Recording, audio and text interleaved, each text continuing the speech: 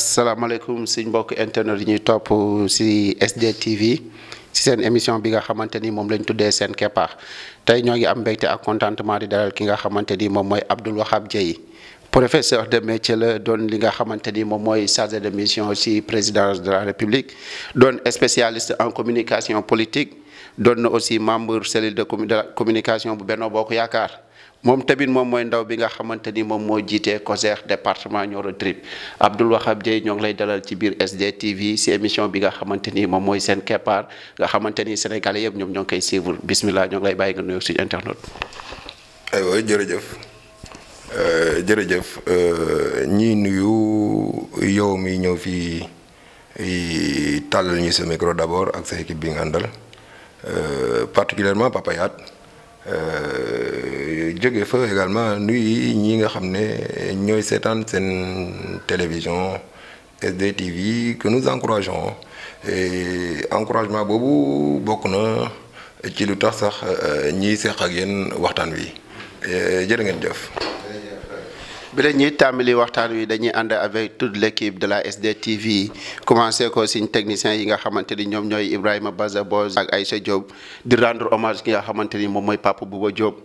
ndam lu rëy li nga xamante ni Sénégal amoon na ko si kaw France SDTV ñoo ngi koy rendre hommage di ko jaale le peuple sénégalais ak famiyam bu baax a baax a baax grand Wahab suñ première question moom mooy actualité bu xew ci biir li nga xamante ni moom mooy seen parti politique di APR démb mu nekkoon seen anniversaire suñ waxee APR yaakaar Wahab Dieye bokk na ci membre fondateur yi ñi nga xamante ni Macky Sall ba muy génn PDS avant mu fay génn ngeen di ànd ak moom ban jàngat nga am depuis le début ba fii nii c'est-à-dire 8 ans yëpp yi nga xamante ni yor ngeen ko nguur gi ban jàngat nga si am ci biir APR yaakaar. jàngat bi jafewul lu yomb la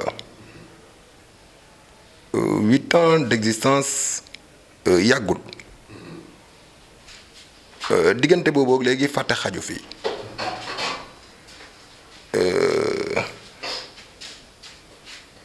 ñu fàttali tuuti que ne ci ay jafe-jafe yu tar la réew mi tolloon bi APR di juddu entre autres jafe-jafe bokk na ca xam na jamono boobu yegseegoo dans le milieu des médias waaye jamono boobu jafe woon na lool nga enregistré émission bu mel nii mu yegg ndax ay coupure yu teglantoo jamono boobu jafe woon na lool ndox nit gis nga fii ndax ay coupure yu teglantoo jamono boobu bu fekkente ne état corrompu rek ngay wax mu fàttali ma la valise diplomatique d'Alex Segura jamono boobu noonu bu fekkente ne damay fàttali ko waat tuuti ci la sax loi Sada Ndiaye judd woon ci yow miy wax tripatoué wala fowee justice wala ay indépendance ak yu kenn xamul jamono boobu bëri na loolu yëpp boo ko boolee guddoo bi nga xam ne moo déversé loolu là-bas c'est-à-dire la loi Sada Ndiaye parce que en réalité moom moo indi fippu jur APR. fippu mooy lan. là non c'était le front pour l'indépendance des pouvoirs ça c'était de l'histoire ça c'est de l'histoire le front pour l'indépendance des pouvoirs wax dëgg fa yàlla. loolu beneen histoire nga may wax quoi kon da nga dootuma la tontooti yaa ngi may yóbbu ci ndeysaan bi ñu naan ko nekkatoo 5 ans léegi mandat bi ñoo ngi koy wàññi ci modification constitutionnelle ak modification loi non la loi Sada Ndiaye lu gàtt la. jarul guddal nga am si 8 ans d'existence yi nga xamante ne am ngeen ko si. pour dellusiwaat ci sa laaj boobu jàngat ba moo tax ma lay wax ne yomb na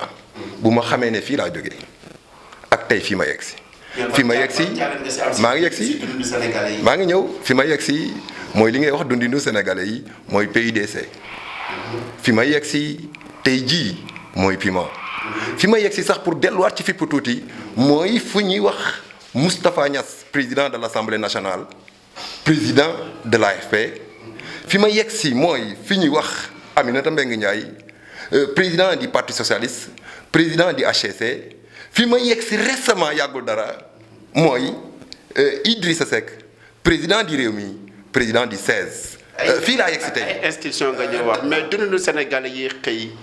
11 millions de Sénégalais 16 millions de Sénégalais jël benn nit fal ko ne ko yow yaay suñu njiit ci biir loolu tamit ko tànn ay ministre ñu war a liggéey réew mi loolu laa wax nga jàngatal ñu quoi côté enseignement supérieur côté santé ak doom mais pas ay institution wax ak xam nga fi ñu yegg si en terme de bilan nga ma bëgg a wax. maa ngi ñëw ban bilan maa ngi ñëw ci biir réew mi si 8 ans yi. waaw may ma tontu nag mbokk. waaw jërëjëf waxal fi ñu yegg si fi ñu jógee fu jafe-jafe yooyu ñu jógee ba fi ñu yegg si tii lii mun nga ko xayma ci lu mun a téye wala lu mun a dut baaraam lii mun nga ko xayma parce que c'est de l'immatériel léegi nag ci le matériel ak le matériel ban moo dem bàyyi fa moromam loolu mooy laaj bi mais toujours nañ wax matériel parce que yow loolu ngay wax maanaam nan la ko nit ñi di yëgee xam nga sànq maa ngi lay wax waxu PUDC xam nga sànq maa ngi lay wax waxu PIMA xam nga maa ngi lay wax waxu PRACAS xam nga maa ngi lay wax ay waxu comment on appelle. oui waaw waaw maa ngi ñëw da ngay def ndànk da ngay def ndànk da ngay def ndànk parce que bu ma la bul feel gémmiñu sàmm te xamoo li may wëlis ki ko wax mun na kaa yeggal yi man mi génne PUDC danaa la wax lu mu la jural te li mu la jural yow lu tax ma ne la nga ñëw fii ñiy waxtaan ci sa télé bi parce que initiative la bu ñuy encouragé loolu mënut a dëñ la xam nga li tax ñi koy encouragé dégg naa la kenn ci sa techniciens yi naan la doomu Nioro loolu bokk na ci tax nga yegg si fii ba mun a tàllal sa micro bi di wax ñi ciy teg léegi nag bu fekkente ne doomu Nioro la PUDC benn slogan la nii départ waaye la ca gannaaw yow doomu Nioro amul kenn ku la ëpp pour mun nga faram-fàcce parce que PUDC mooy jóge fi ñu toog di waxtaan di daw ba dugg Nioro lu àndul ak benn psychose maanaam je veux dire jaar ci tali bu ratax di daw ba dugg sa biir kër sans psychose sans karang-karang sans rang-rang sans ra loolu ngay dégg ci PUDC PUDC mooy lan di daw non seulement ba dugg sa biir kër soo jëlee Sénégal ñor na yem ñu dem leen Casamance gis ngeen fa désenclavement total PUDC nekkul programme pour Nioro. mbay tàmbali say catuwee je veux juste te donner un exemple parmi tant d'autres exemples et puis ma lay jox exemple dama lay jox exemple boo xam. du ma la déglu waaw dem tali yi ngay wax gisuma ko fa. gisuma ko fa non waxaguma waxu Casamance dinañ fa ñëw. waxaguma waxu Casamance dama lay wax li nga xam ne loolu yow leer na ma ne xam nga ko man xam naa ko te ñi ñuy seetaan dégg Nioro xam nañ lii may wax nii parce que exemple bu ko wëri fu sori léegi nag boo bëggee ñi jéggi Nioro dem Casamance garaawul. non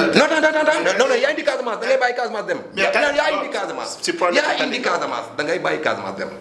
munoo wax lii wax lee man mu après ma mën a topp gymnastique boobu noonu quoi. bu fekkente ne. waxaat man maa la posé question pour ma posé question. damay bàyyi ma tontu. waxuma la posé wu ma la question damay la nga bàyyi ma wax. je ne demande rien. damay la mënoo di ma zigzag nii quoi mënoo ma yóbbu ci lii ma bëgg la fekk foofu après nga bëgg ma yóbbaat ci leneen danga may la jox le temps may développer li may laaj pour que mu leer ci yow ak ci ñi nii seetaan lii laa ciy sàkku mais pas lu ñëw patam patamee nii du sotti quoi yow yaa ma yóbbu Casamance ma ne ok man maa ngi la doon wax Nioro nga ne Nioro kese du wax ji je suis tout à fait d'accord le PUDC c'est un programme national c'est pas un programme local tout à fait vrai léegi ok bàyyi ma topp la ci Casamance boo demee tey maa ngi lay seedal ne boo demee l'axe Sédhiou Marsassoum yow dans tes présentations dégg naa la nga ne professeur de métier loolu mooy dëgg sama fonction professorale mi ngi tàmbalee foofu Casamance googu ngay wax l'axe Sédhiou Marsassoum man dama ci jaar ba tay à moto latéritique très compliqué jóge fa sax jéggi bac bi continuer pour dem Bignona ainsi de suite yegg Badiouré dem ba Ziguinchor axe boobu tey jii boo demee latérite boobu fekkatoo ko fa yaa ngi fay fekk benn tali goudronné bu ñuul kuku mieux mu am li ñuy wax le pont de Marsassoum lii waa Marsassoum ñoo koy dëggal à côté de pont boobu noonu ak tali boobu noonu le PIDC li mu def Nioro loolu lay def également en Casamance loolu lay def partout ailleurs dans ce pays là quoi parce que en réalité li mu def mooy lan fu mu jaar ak taleem boobu day développer yenn infrastructures yi ci yenn ville wala yenn commune frontalières yi quoi par exemple Nioro bi ñu xam boo demee le marché Mame Diarra boobu noonu ngay gis loolu PIDC moo ko occasionné bëri na yu PIDC occasionné foofu noonu ci biir mairie bi ci biir commune Nioro parce que noonu la demee loolu mooy le contrat bi nga xam ne moom le PIDC tëggu quoi léegi nag en dehors du PIDC je voulais dire que am na li ñuy wax ay piment les villes frontalières ou bien les territoires frontaliers yooyu noonu yooyu aussi dañ leen di bàyyi xel ak développement piste yi quoi mais loolu yëpp damay la bu ma ko naree lim sax maanaam bilan matériel boobu su ma ko naree lim sax boobu moytuwul moom mujj kaa ñàkkal fayda te loolu noonu ñàkkul fayda quoi loolu rëy na loolu quoi bëri na quoi nit mënu ko lim. jërëjëf lim nga fi ay bilan yoo xamante ni Abdoul Wahab Dieye si 8 ans yu ngeen fi def ay tali nga ma wax ak lu mu mënti doon mais tey Sénégalais yëpp lu ñuy wax. moom mooy carrément li nga xamante ni waroon nañ ko yore réew mi ci terme de santé déplacement yooyu wax dem naa Kolda récemment jaaree ko Tamba dugg noonu ci àll bi quoi ci biir àll bi lañ jaar Abdoul Wahab Dieye mais programme yooyu noonu pourquoi amul impact boo xamante ni Sénégal yëpp mën neen taxaw ne c'est un impact purement positif quoi lan moo tax yàq seen politique ci côté boobu. yàggul dara dañoo dama seen. Le ministre de la Santé, le camarade Diouf Sarr que je félicite et j'encourage dama ko romb ci toile bi wala son équipe de com ñiy communiquer ci l'hôpital de Kaffrine hôpital flambant neuf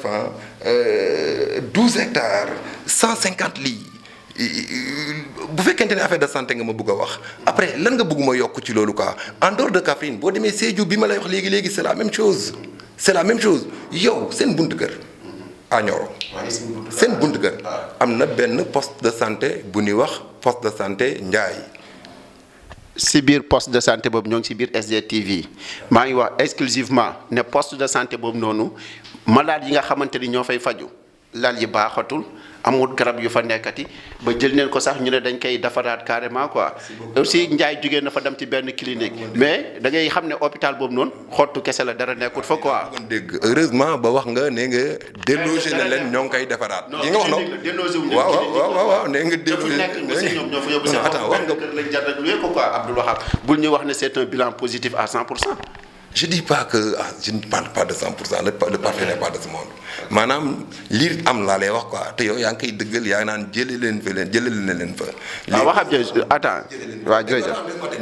li tax ñu jëlee leen fa les causes nga xamagul li tax ñu jëlee leen fa mooy kooku dañ ko war a réflexionner dans les plus brefs délais. non causes yi xam naa ko lu bëri te def neen ko si Nioro Drip moo ngi mën na remonté wu ba xaalis bu ñu fa jëlee woon dem tabaxee ko hôpital bi mais loolu taxul ñu jóg Nioro taxul ñu jóg réew mi moom moo ñu tax a jóg Abdoul Wahab Dieye ñu gis ne président de la République du Sénégal dafa defar maniement et aussi il a laissé beaucoup d'hommes ku mel ni Aly Ngouille Amadou Ba mbaa du yàq ëllëgu APR. non mais loolu yow sa conception de la chose la. non mbaa du yàq laa wax dama laajte. moom la laaj boobu ngay laaj ma la wax ne la sa tolluwaay moo tax nga koy laaj ndax diw wala diw ma lay nekkoon na ministre démb tey nekkul ministre mooy yàq liggéey bi nga xam ne je ne parle pas de. démb gisuñu leen si fête bi nga xamante ni moom la doon APR di fêter quoi Abdoul Wahab. non attends. démb moo nekkoon l'anniversaire de votre parti politique. non déglu rek démb moo nekkoon l'anniversaire de l'APR. alors démb googu noonu ay instruction ak ay ndigal jóge ci président ndigal ya mun na am xamoo leen mais bàyyil ma xamal la yéen ndigal ya ak ñenn ñi ñuy seetaan ndigal ya mooy dellu leen ci seen base ya ngeen def foofu ay séance de récital de Coran loolu moo tax pour parler de Nioro bi ngay bañ a dégg nga gis ña ca ëpp ca ñoom nekk Nioro googu bërki démb xaw ma démb di jàng alxuraan ji ci ndigalu président te noonu la ko waa Casamance defee waa Fuuta ak ñenn ci fii Ndakaaru. attends en dehors de loolu option la boo xam ne le président du parti moo jël option boobu en dehors de loolu am na ñoo xam ne ils sont festifs jóge fa ñoom it bugg a wone seen bopp le président du parti yebal yenn kilifa ci parti ba ñu dajaloo foofu ci siège ba ñoom it feete ko quoi léegi dans tout ça là où est le problème toi. waxaat je xam nga lan lañ wax. oui c'est-à-dire nit am na foo xam ne soo fa tollee say am yi waroo ko ñàkk. ñi nga xamante ni ñoo la jàppale ba nga toll fi mënoo ko ñàkk tey ñu gis ñooñu dem ñu gis ay opposants ñu jël leen dugal ñi nga xamante ni ñoroon ngaañi Macky démb ñu jël leen indi leen ci biir ñuy liggéey ak Macky Sall ku si mel ni Idrissa Seck loolu loo si xalaat ak loo si wax. non xam nga yenn considération yooyu ngeen di teg nit ñi. non pas considération tey askanu Sénégal politique yi dañ leen war a respecter quoi ñi nga xamante ni ñoom ñooy les politiciens tey mënuñ fi nekk di saaga wante ëllëg ñu ànd dem waxtaan jubawaat seen intérêt bopp la wala pour intérêt askan wi qu'est-ce que le peuple gagne dans tout ça. je suis tout à fait d'accord ak li ngay wax noonu. mais il faut que nga nangu également li mu lay wax. mais le discours politique dafa war a changer. même ma terminer non man laa wax nga wax si. le discours politique ak nu ko Sénégalais yu weddee moom laa bëgg tey nga wax si quoi gëmatuñ politique parce que soo waxee dañuy wax li ay waxi caaxaan kese la quoi parce que dañuy saagawante tey suba ñu xëy ànd yow loolu noo ko jàngatee. xam nga le discours politique man ki may déglu en politique xam nga man wax dëgg yàlla man jéem naa régler sama bopp man en tout am naa une référence en tout. en politique bu ñu ceegsee man le discours bu ma mënut a dégg bu dul le discours de Macky Sall bu dul discours de Macky Sall man déglu ma la sax voilà si gàttal te bu fekkente ne le discours de Macky Sall bi may déglu moom nga ma bëgg a wax loo mun naa cee wax parce que leneen la déglu ma ko ba cay wax et le discours du président Macky de 2008 à maintenant ou même sax avant 2008 à maintenant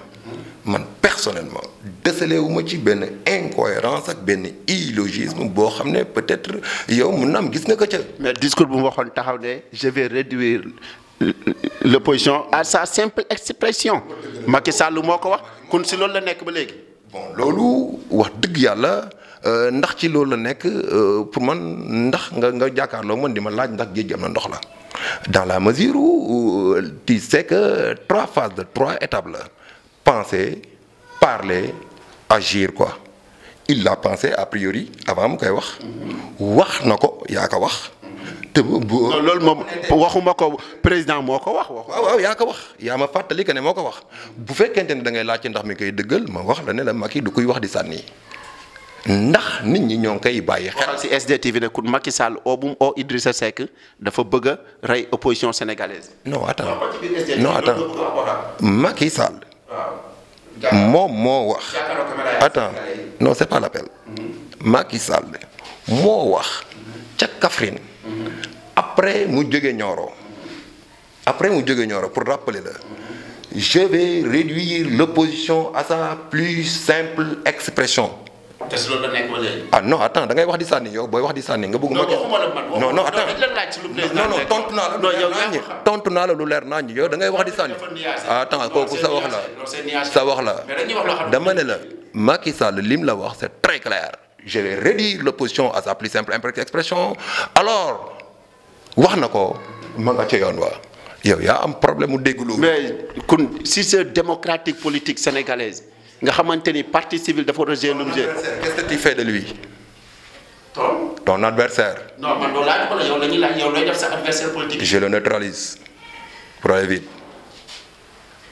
ñoo ko déggandoo ci biir SDTV Abdoul Wahab Dieye chargé de mission Macky Sall nee na Macky Sall si lu mu waxoon ne dafay jël opposition yi sànni ko ba mu doon turam kese si loolu la Macky Sall di dox ba léegi nii.